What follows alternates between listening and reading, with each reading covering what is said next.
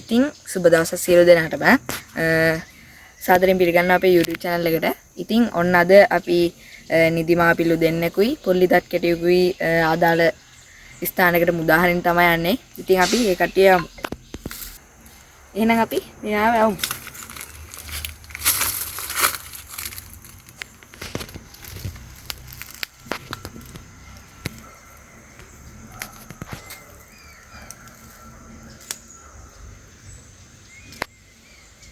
දෙවණියට නිදාස් කරන නිදිමාපිලා.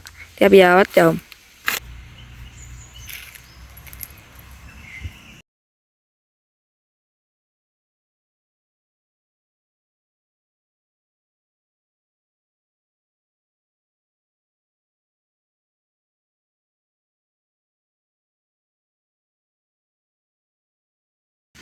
ඉතින් මේ ඉන්නේ අපේ තුන්වෙනි සර්පයා පොල්ලිදත් කෙටියා. අපි ආවත් යමු.